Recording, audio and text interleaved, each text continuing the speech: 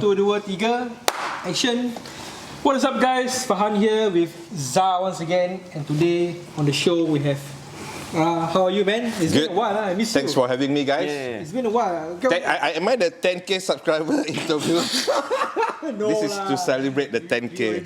Thank you so much. Really appreciate you for coming down to the show. No problem. And previously we interviewed Ra on his motorcycle, the F650, The farm.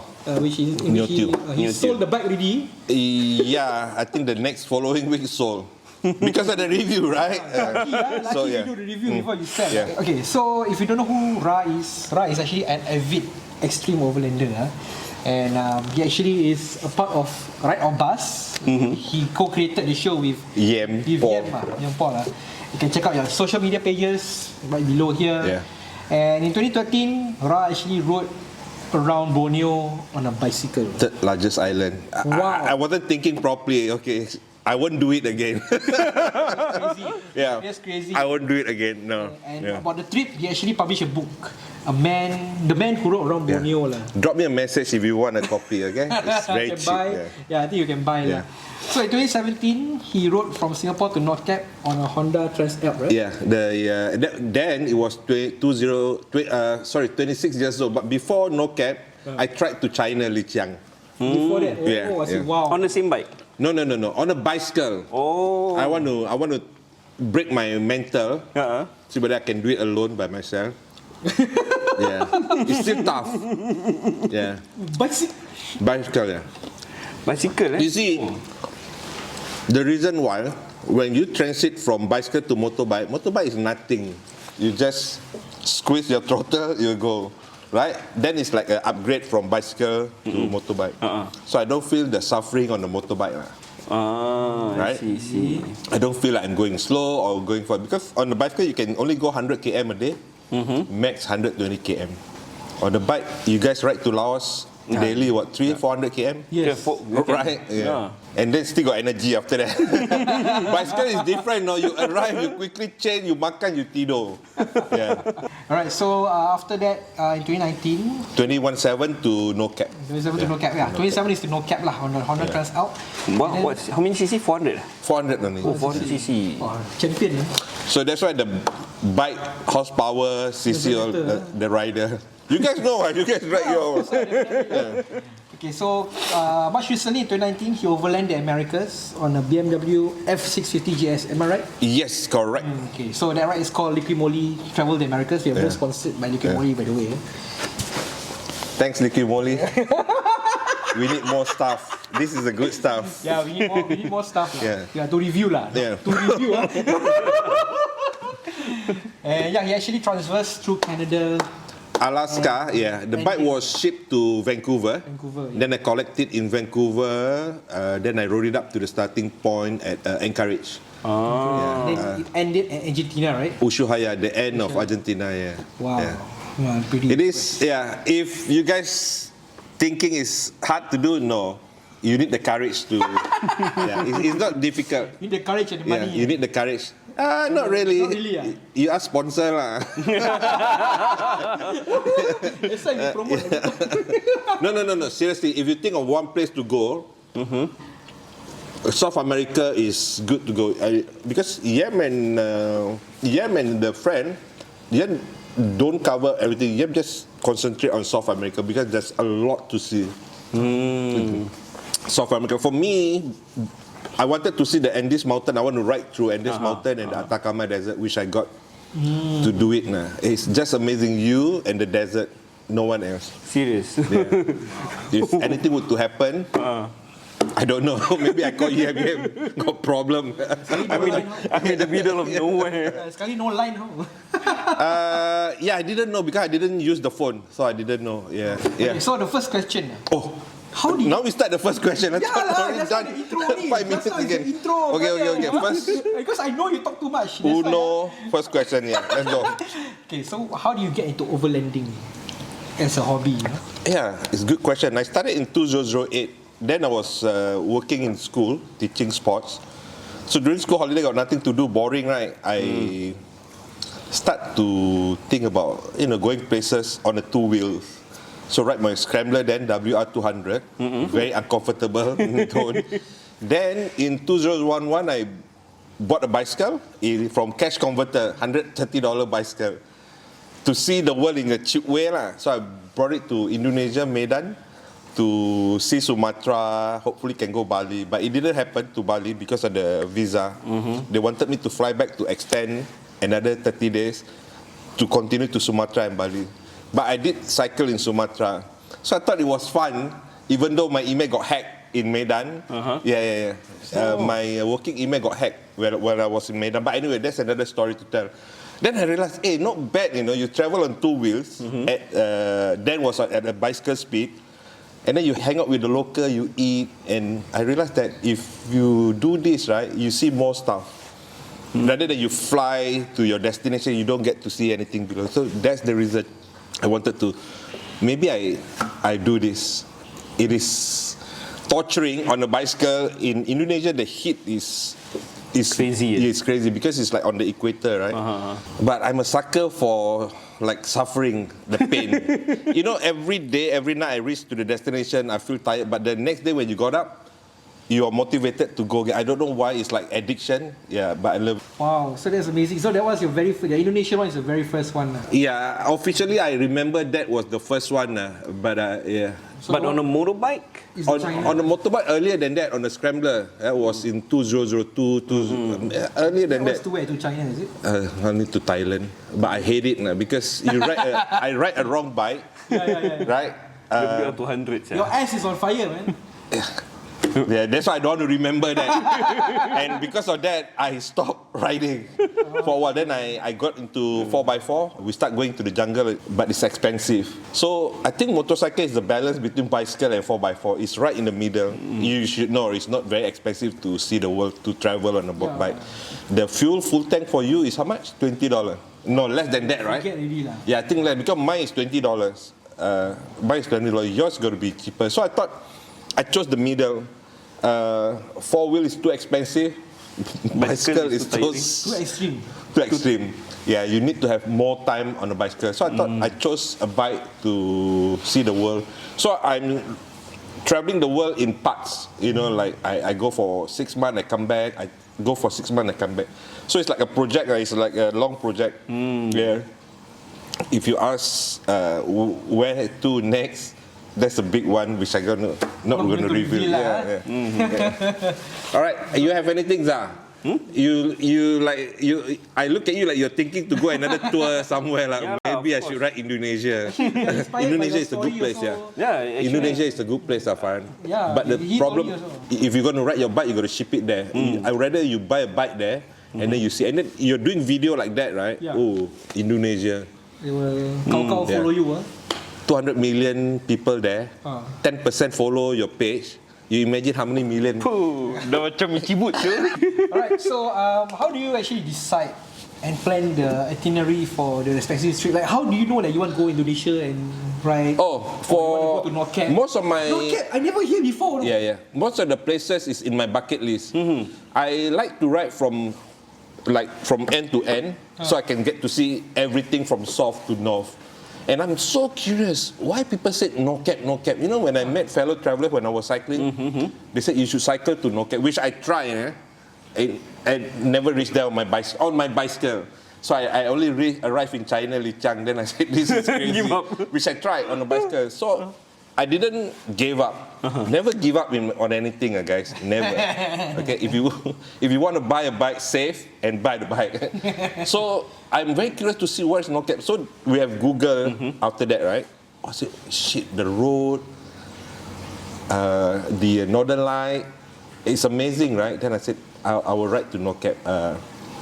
Got back from China, Lijiang, and I remember that, I can ride a bike, man. Why didn't I ride a bike, right? So I prepped that 26-year-old bike. The Transalp lah. It's Transalp to put panniers and everything. People say, you crazy, this bike will never maybe reach Thailand and it will break down, which is, guys, it's true. When it was in Thailand, a lot of problem happened. The hose pecah, a lot of things like the cable terbakar. Oh. Yeah. This is only in Thailand, I said, will I ever reach Norcat? But because when you have sponsor, you need to find all the excuses to make your way there. Licky Molly, you hear me, eh? So yeah, when I was in Thailand, that was the last straw. I supposed to link up with another 2 rider. There are 11 riders total to cross into Myanmar. So it didn't happen because of my hose pecah, my water hose. The villagers helped me to repair the workshop, disappeared for 2 hours. Now I'm worried, will I be ready for the bike? Because we're crossing to Myanmar the next day. I was only in Ratchaburi. I got long way to go to the border. That was when I rode alone at night, Mountain Road to the border of Myanmar, alone by myself. I even did a video. I said, I'm not sure if I'm going to reach the hotel, but this is the sort of like a video I'm making now. So, yeah. That's the thing about riding old bike. But if you look at it positively, all this breakdown brought me to places that I never planned to go, right? Right? If the bike never break down, if I ride a brand new bike, everything goes smoothly, you follow your schedule, your route, you will never get to see the village places that I went because of my bike problem. So I look at it positively. Now I can say I look positive, but then I was like cursing. Damn you, bike! Oh my god. This is not an inspiration video, guys. Yeah. Then I was cursing. I said, damn, this old bike gonna give me problem. But I need to repair it. I need to keep going. Because without me, the group cannot cross Myanmar. Because my name was in it, right? Yeah, so I need to be there. Yeah.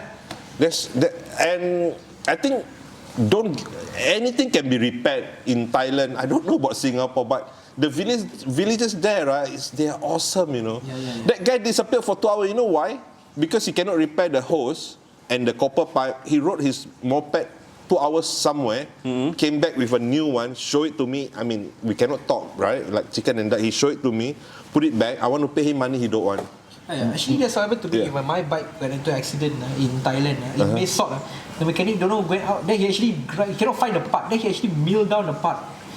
You know? Right, they do on their own. And of course, I don't want to, I don't want him to do it for free. The wife was with the baby. So I just insert I don't know how much, I insert the money on the baby hand. But the wife just keep quiet and, let the baby have the money. You see, amazing, right, people? They don't want it. 2 hours. But I was so late, really. So I continue riding at night. Never ride at night when you on a long ride. It's very dangerous. I vouch that. I second that. Okay, so let's yes, talk about, I'm listening. So let's talk about Borneo on a bicycle. Really? What were you I wasn't thinking properly. No, in a way I want to challenge myself, but it's a wrong place. I admit it, guy. Borneo is not for bicycle. I don't know why it's so tough. I almost died in Borneo, actually, in Kalimantan. I was in the logging trail, Balak. I didn't use you want adventure, right? So you don't want to take the highways lah. Yeah, use the logging. So when you take picture, wow, adventure. Ego, or adventure rider like that one. Want to go off-road. So stupid lah, go off-road. Even I met this villager with a hunting rifle, asked me to go on the road. But you take picture not nice, you see, you want to go off-road. That's where I thought I'm gone. I pour my 2 big mineral water bottle on me. I laid down my ground sheet. I said, this is where I'm going to sleep. I'm out. Heat exhaustion. Yeah. I lay down, I have a picture, all right. Lay down there until highway builders. A local guy woke me up on his, I think it was Hilux pickup truck. Shook me up, I got up. Can you imagine if there's nobody there, I'd probably gone. The stupidest thing I did, he offered me to put the bicycle and me on the truck. I said no. Yeah, he want to help me to bring me back to the road outside. So I said no, I will continue. But he asked me to wait. He went somewhere to get me a packet rice for me to eat. Yeah. Yeah. I should just, go on top of the truck and then bring me out, then I continue, right? No, I continue on the off-road adventure, right? And then, this is funny actually. I met road builders in the jungle. So when I asked them, what are you guys doing here? 2 people said, oh, we're building the road. You 2 building the road? Yeah, we're building the road to go up. At least then, in Kalimantan, because they don't have the budget, whenever there's an upslope, they don't go winding like this. They go straight up like that. They just go across the mountain. Yeah. I said, you two building this? Yeah, we too. How many years they don't know? Really? Serious? Yeah, so I stayed with them for a night because I didn't get out to the main road. Yeah, I remember they told me they're building a road. Now I can share with a smile, but when I was there, no. I can't smile. It's crazy, man. Yeah, it is, yeah. Borneo, Yeah. but for more details, you can actually buy his book. Yeah. If you're Yeah. interested. If you buy me teh tarik, I give you for free. Yeah. Koin prata. Your question, right? Actually, I never think why Borneo. It should be somewhere else nice like Bali. Around Bali is nicer, but not on bicycle. Bali also mountain road.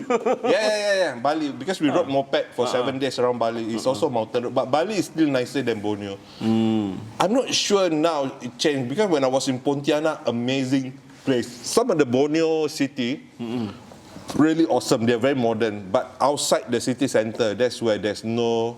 Do we have time for a small story? Yeah. I stay with villagers. I'm curious, how come this is in the jungle, right? Why all the houses built on the water like a pond? Yeah. You know, man-made pond, right? So at night when I eat, I ask the husband, why there's so much land? Why you build on water? He said, this is where we shower, we do washing, we poop, and we catch our fish. So, okay, I love fish, but when he said that, right, I'm not hungry anymore. Oh my God, I'm not gonna have fish for dinner, man. Yeah, so that's the reason why they have their house built on a man-made pond. So everything can be done there. So the ecosystem thrives. Yes. You mean they? Wow, Yeah. I cannot brain it, man. Yeah. So- You poop there and then you catch your fish. No. Okay, maybe I didn't explain. Okay, this is the house, right? They do their washing here. They poop here. So they have different location. So that means like the shit won't flow to where they wash lah. Yeah, but still, lah. it's the same water. It's the same water. sia. So like okay, they clean here, they shower here, they poop here, they fishing here. So at least they have 4 zones. Still, I wasn't hungry after that. I cannot brain it. So. I think we need to go to Borneo. No, you can ride your bike actually. You can ride a motorcycle. It's better. There are local friend who did around Borneo on a motorbike. It's better to ride on motorbike because you will see more places. I think they are rental bikes, right? Yeah, they are rental bike. Like I have contact in Kuching for bike rental, like off-road. They will even give you like a route how to go in the fastest way to go around. Actually, Borneo, right, on a motorbike, you don't need 3 months. It's only okay if you don't hang out long, right? You can do it 2 weeks on a motorbike. Yeah, Borneo. From Kuching to Sabah. I did from Sabah, Kota Kinabalu, into Sarawak, into Kalimantan, all the way around to Tarakan and then back to Sabah. That was 3 months. Yeah. Wow, that must be one hell of a trip, huh? Yeah, the I one. can't believe you rode it on a bicycle. No, it is hot. The weather, because like earlier I said equator, right? The sun, you're like cycling on a frying pan, you know, actually. Yeah, that's why I avoid the tarmac road because of the heat, right? Yeah, so off-road is so much better, yeah. The But radiation. if I were to do it again, 2023 is my 10th anniversary Sarawak. I had this discussion with a local friend to do it on a motorbike. There's so many things to do. Don't know, got money. Like, there's only one of you, no? Yeah, I think there's the money. I don't know where to get the money from. Okay. Yeah, that's Borneo for you. Yeah. Okay, so other than all those stories you shared earlier, right? What other memorable overlanding stories that you have? Perhaps you have it in Trans-L or the Oh, Americas? yeah. I think when I ride to NorCap, one of the most memorable was in India.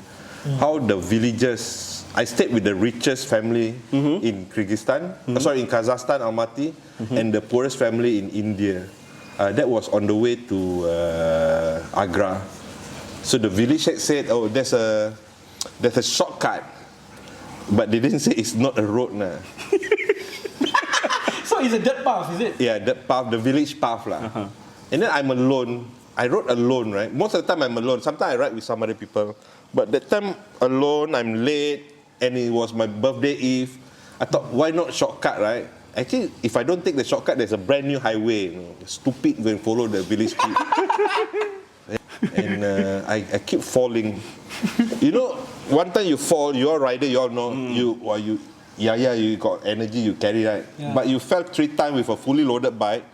you don't bother, you just smoke first. You think. But the villagers came out from their, you know, they have this potato onion field, right? They would just come out and help, you know. But of course, their hand they're very curious. They will touch this, touch that. You know, you ride that kind of bike, you have GPS, you have this, you have ERP. Somehow they're like curious. So one of the family invited me to stay with them. I think they also know I wouldn't make it out. I said they are one of the poorest families because the floor is not tile. It's those tanah ground, right? It's natural earth. But they walk around like normal because it's clean, right? So I was served white rice and a dal. Singaporean, you serve white rice and the dal, the first thing you see, alamak, this kind of food, I will finish one. I finish it all. Because it's so authentic, the dal. And then the wife brought out second round. You know, they serve rice like a mountain. In Singapore like that, you will never finish. But there, I didn't know how hungry, starving I was. Second round finish. And you know, this is the best part about these village people. They're doing it not because of money. They're doing it because they want to help you. Because the next day I offer them money. My friend in Delhi said, a friend in Delhi said, it's like an insult for you to offer them money because they want to help you sincerely. Wow. But also, I feel guilty, right? When people help you and then they don't want your money. You know, Singaporean, right? We always think everything can be solved by money. But not the village people. They're doing it because they're doing it sincerely. Yeah. But of course, every time when I need some help, I'll offer. If they don't want it, you give to the kids, you know, somewhere else. Yeah, they don't want the money. So again, I give it to the kids. So that's why in poorest country, right, they are the most helpful. When you go into the city people want to scam you of your money. They will try to sell you attraction, right? Hey, you want to see it, but the village people know, you know, whatever they do, they do it because they want to help you. That's what I learned. We learn a lot actually in about hospitality of the locals during our trip in Thailand. Do you have any problem in Thailand or in Laos? For me, the accident, that's all. Mostly the accident. Other than that, First, his bike breakdown, clutch problem. Then, the locals are really, really very helpful, hospitable. And the second one is his accident at Laos. That one is really rabak. That was on the way back, right? On the way to Botan. On the way to Botan. On the way to Luang Namta, actually. We want to spend the night at Luang Namta. We are halfway towards Luang Namta. So what happened after that? The lorry bring you back to... No lah, he asked for compensation. So, really? Oh, this going to be in Right of Bus Season 3 video. Yeah, don't worry, this one we won't share much. Right of Bus okay, So, that's going to be a good story because... So far, throughout your journey, be it on bicycle, on motorcycle, have you ever encountered any dangerous or hostile situation? There's no hostile. There's one though, where the local kids try to extort money from me. This is in India. I'm meeting my friend in Nagaland. I mean, my group of friends that we ride together. They're already in a guest house. So difficult to tell this story. Sometimes your GPS don't bring you to the proper road, they bring you to the shortcut. So I follow this GPS to the shortcut. It's a single track village road. So I hit a motorbike. This is the slope. This up there, staircase is the house. So he parked the bike under the staircase. Here on my right is the gully. I can't go to the right. If I fall, that's it. That's the end of my trip, right? So I hit the bike, just tuck, and the bike fell. And the owner came out. He came down and put the bike back. He said, no problem. So this young guy saw me behind, quickly ran to me, asked me to pay money. He's not the owner's son. He's just some guy or neighbor from somewhere else. It took a while. I got stuck there for a while. So in order to distract him and his friend, I said, okay, you know what? I will pay you the money. Can you help me to push the bike back to the proper place, big place, so I can plan my escape? So they helped me, you see, because they want the money. So they helped the heavy bike to reverse it back to a big place. So while negotiating with them, I tell them no money, I have no money, I can transfer you when I get to the city. I have made eye contact with two younger boys at the corner. They were just watching me from one corner. So we make the eye contact. He came over, he tell the boys, relax, so I can help you, where you want to go. I said, I'm looking for a friend at the guest house. I got a friend already there. So they already booked a place. I said, don't worry, I'll bring you there. So he went back to where they are standing. He ride a Royal Enfield. He's a rider. So, rider to rider brotherhood, right? So, sir, you give me your GPS, I'll bring you. So, the same way we ride on this single track, the village track. They also was surprised to see the house was there. And with the rest of the bike, because we ride like 11 of us, right? He thought I was bullshitting lah. And then he saw the bike, he was so happy to see BMWs, all the big bike. We invite him in for dinner, and then we take pictures. Now they are my Facebook friend, right? Then he said, sir, no need to pay me the money. I will tell that guy, you run away. I said, hey, you cannot say I run away because, okay. I said, don't take his money. So they left lah. The tour then left without taking the money. So actually there are more to that story. I was there for about almost 45 minutes. They tried to negotiate. He started using that I'm a police. So this situation, you cannot get panic. You need to think on your feet. And of course you smile because you don't want them to go hard on you, right? Yeah. You smile. I always use this word that I got no money. What can they do, right? You have no money, right? Yeah, they cannot do anything. I don't know why he wanted the money so badly. Even the bike owner don't ask anything. Yeah. He don't even come out, Oh. Yeah. So they find all this opportunity to get money from you. Other than that, even in the Americas, there are dangerous places, but I didn't encounter anything. Yeah, because I only ride in the day. Not true. Like in Costa Rica, I got to ride at night. That was my ball string. No, because I got stuck in the border crossing. I didn't give them money, so they put me there until they closed the border.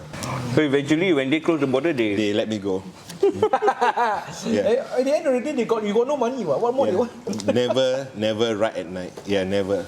I was my ball string when I was riding in Costa Rica. Costa Rica is a hardcore place, It's Central Asia, hardcore. Central America. Central America, yeah. It's a hardcore place. Yeah, I read about that also. Yeah. Alright, so we spoke about the hostile encounters. Not so hostile. Not so hostile. Not so dangerous also. Yeah.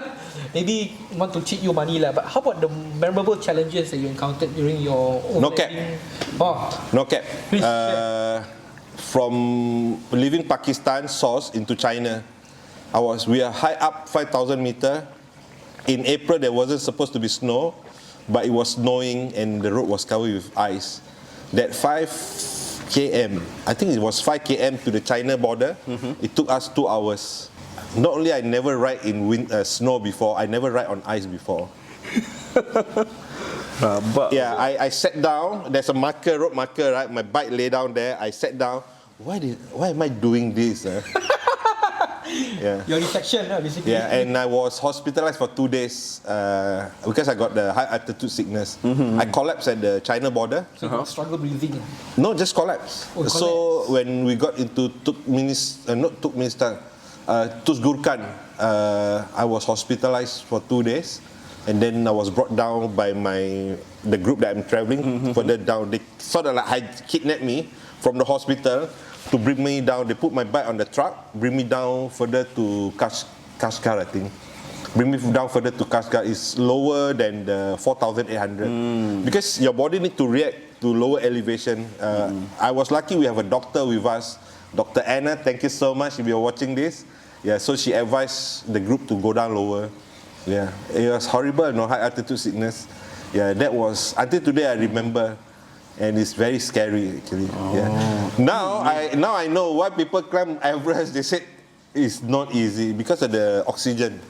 Yeah, because we are lowlanders, what? Yeah, lowlanders. Yeah. Hey, that's a nice name for a group, huh? Lowlanders biking group. Lowlander Overlander. Quickly. Open a Facebook page, Lowlanders. Yeah, I don't like riding in winter. I don't like riding in mountain. But the scenery is nice. Yeah, you got to go through all this. Like Alaska, is in my bucket list. I want to see Alaska. I want to ride along the west coast. You've been to the USA, you should know. Oh, I love the USA. The riding scene there is fantastic. In fact, riding scene all over the world, from a foreigner point of view, is always nice because they know you're a foreigner, they will treat you well. Why? And then Singapore to Singapore don't want to treat well. Don't even wave, at the traffic light, check WhatsApp, check this, check that. I guess it's because they are proud of their country, they want to show it off to people. Yeah. So I think that's a second nature. They're so happy to see foreigners. So final question, Ra. What's your advice, for riders planning to take up overlanding or planning? Start small. Remember when you started? You aim.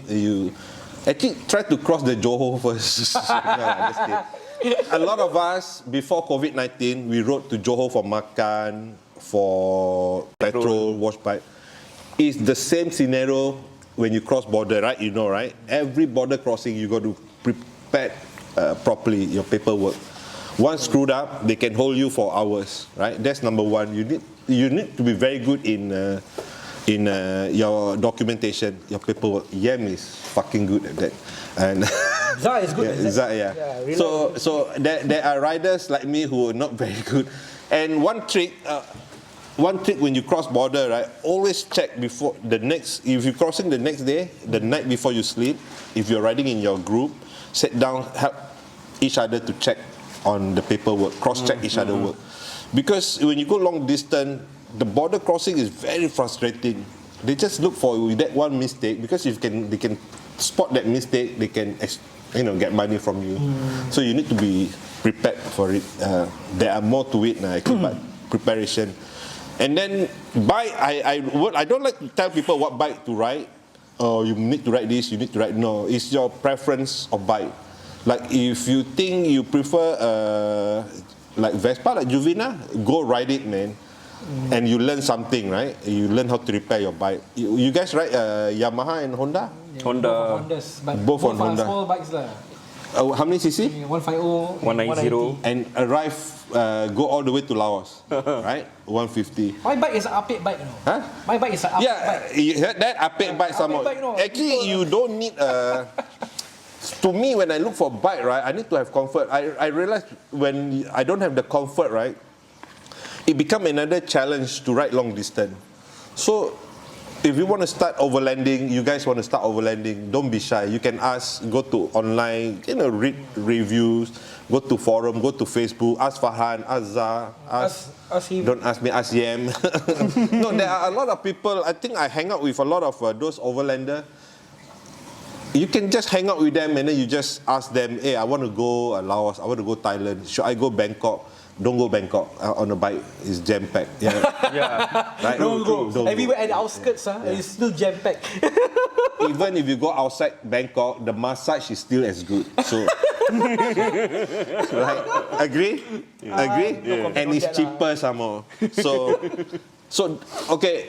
Start small, like I like the way you guys did. You guys did to Laos first, and then you need to ask, hey, do we really like this? It's dangerous, so it's dangerous. The risk is there.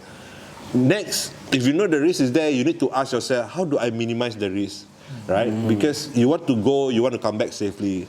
All these are risk factors. I rode with someone who didn't make it home, a couple from Europe, head on with a truck in South America. Oh man. Yeah. So the risk is there. Doesn't matter how safe rider you are, but there are other people who maybe they drive, they fatigue, or they try to pick up the phone, drop, the accident happens. So you need to find out, how do I minimize risk? For me, right, if I ride long distance, I tell myself, don't ride at night. It's high risk. So what else can I reduce the risk? Every 100 km I stop, or every 1 hour I stop for coffee. It's just 5 minutes smoke break, I will stop. So I keep thinking, how do I minimize the risk? If this road is busy, can I take this road, but this road is off-road? So I got to balance it up. Do I want to take the busy road, or I want to take the quiet road? Right? If you take the quiet road, it's a longer route, and then you need to calculate your fuel, all this, which is good actually. When you come back, you become a better worker, more organized, yeah. So, start small. If you want to tour, like what you guys did, right, to Laos and To KL first Go KL first. If cannot KL, Melaka. Melaka, go to all there, got good makan one, right? Whack, man. If for me, I would choose Melaka. Yeah, Melaka makan. And Hashtag go je. Hashtag go je. Hashtag go je. Actually, yeah, if you want to go tour, right, if you want to seriously go tour for a few months, right, you can actually tour around Thailand, Laos, Cambodia, Vietnam. That's a good route to do, because I've never seen Thailand, all of Thailand. I would love to do it just to see Thailand. I go to all these far places, and then Malaysia I never see all, right? So yeah, right. You know what I want to do next? When you all want to open the border lah, everybody but backside itchy. Yeah. So if let's say they open the border, right, what I'm gonna do? The first one is to ride around Malaysia, maybe 2-3 weeks, just to go makan, relax, explore, ask the local, bang, ada waterfall. You know, that kind of ride, very relaxed on, see Malaysia as much as I can. You know, I go so far away, bloody Malaysia I haven't seen fully, right? So I think, why not do Malaysia, do Thailand, you know, explore, be very nice. And it's cheap. Yes. Times 3, yeah. All the Malaysians are going to get offended. Yeah, I've been spending a lot of money, US dollar. Good economy, helping the economy, you know. Yeah. Yeah, of course, definitely. I mean, once the borders are, we can travel freely without restrictions. Yeah. Definitely, Farhan and I, we want to organize a trip for our fans. Correct. Yeah, that's good. Riding with group for makan, you can like organize a makan ride like JB stop makan, and then the next one Melaka stop makan. I think riding and makan goes very, very well. Nothing can go wrong with it because you ride, you need to makan, right? And then you can also impart knowledge, what to look out for when you ride, you know, that kind of thing. Some people don't know how to read directional sign one. You know? Really. So you can do like a basic how to tour, how to tour with Farhan and Zah. Yeah. So I think maybe those instincts kind of picked up when you're on the road. Yeah. Like like bragging, I'm so good. I know my stuff in the dark one, you know. Really. Like I don't need light at night, right? Let's say I need to, because you need to know this bag inside contain what. This bag contain what. So I always have 2 color bag, red and blue. So I know what is blue, what is red. I can do it in the dark. It is so efficient. Right now cannot lah because long time never tour, right? When you go on the road, right, for so long, you just know. I need my passport. Where is it? So you just know where to go to. So it's like second nature. Yeah. But most importantly, ride when you feel like riding and ride safe. For us, we're thankful for your guidance. Okay, let's do bike review. You guys can do bike review also, what? No. Bias. Will be very biased. Yeah, that's why. We talk about Kawasaki or BMW. Honda, BMW. Actually, there's one bike you guys haven't reviewed. What's that? Moto Guzzi. Yeah, Moto Guzzi. Oh, we are trying to 85. Find lah. I have one friend riding Moto Guzzi. You want? Okay, you can hook us up lah. I can hook you up. Yeah, Moto Guzzi. Fully tour, and he's a tourer lah. We would love to be on your show. Yeah. But we don't want to. Okay, what we learn from Ride or Bus 2 is that we rush it, and then when we rush it, there's a lot of thing going on behind. Is I don't like so strange. Like this, I like so casual. So we want to go back to that casual kind of interview, but with a proper. I told you, Steady Moto want us to go back there and interview. It's not sponsored by Steady Moto. This is sponsored by Moto. In there we like because they have like that space for us to do, but we also need a various location. Abang Ra, thank you so much. Not a problem. For sharing your. Thanks for having me. Let's hit 20K, guys. Show some love, like, share. Your friend, your primary school friend, your colleague, your colleague. Who else? Your aunties, uncle, grandmother. That ride motorbike, right? Hey, food delivery rider also like, share. Let's make it 20K, okay? But the COE cannot 20K, Hey, sure. Take back. Like, share, show some love, okay? Don't forget to like Rahs. Don't forget to have a look at Rahs and Yem's page. Ride or Bus. The YouTube page, their Facebook, everything is all below. You have a look. You can see more videos of their interviews with other Overlanders. Look good, by the way. And yeah, that's it for the vlog. Brandon, see Brandon. And yeah, once again, sponsored by Timoli and 18 Moto. Thank you so much. 18 Moto, thank you for the space. It's very nice. You can refinance your bike, buy your bike. And really? Refinance also? Yeah. COE? Yes. Hey, do your promo, you do have promo. Promo only. And come here lah and have a look at the showroom also lah. So that's it for the vlog, and we'll see you in the next one. Come.